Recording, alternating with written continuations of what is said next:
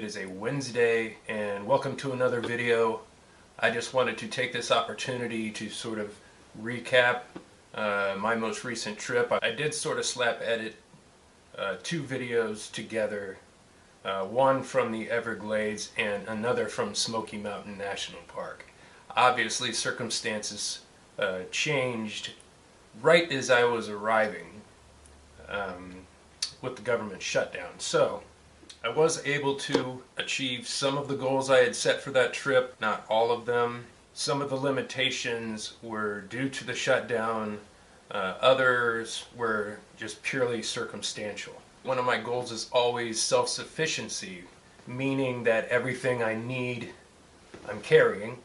I did drive Old Blue down to Key West, so that's the second farthest point I've been to within the continental United States. The first, of course, being Olympic Peninsula in Washington, so take that one off the list.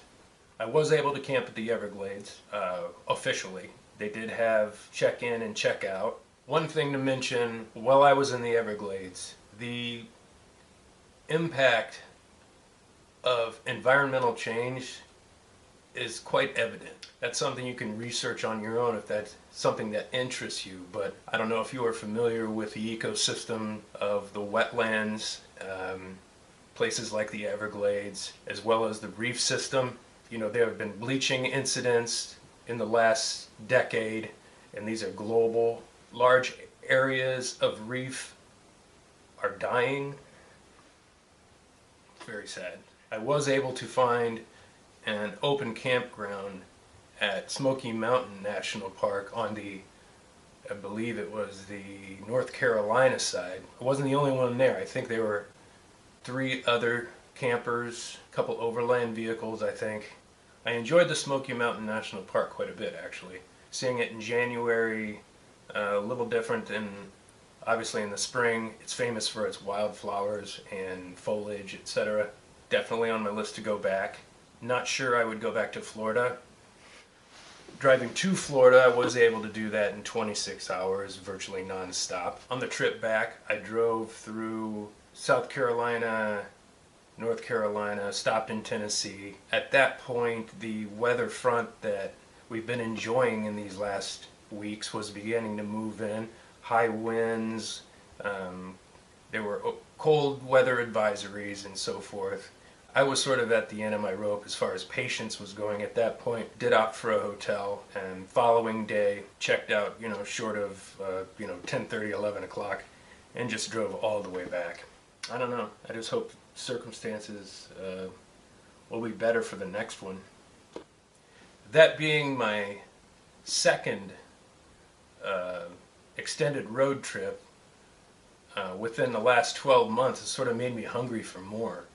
That said, I've been doing a little research and I'm trying to locate a number of accessible trails.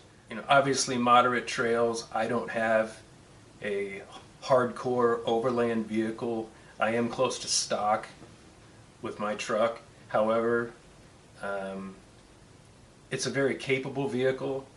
So the BDR in Washington is on my radar.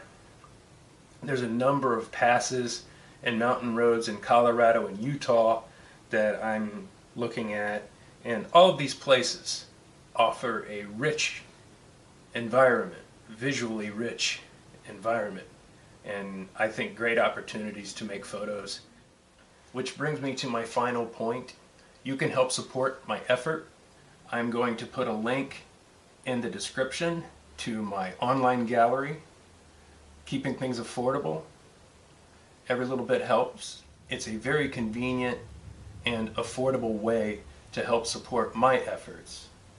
And you get a great original print in the process. So once again, thanks for watching. I'll see you out there.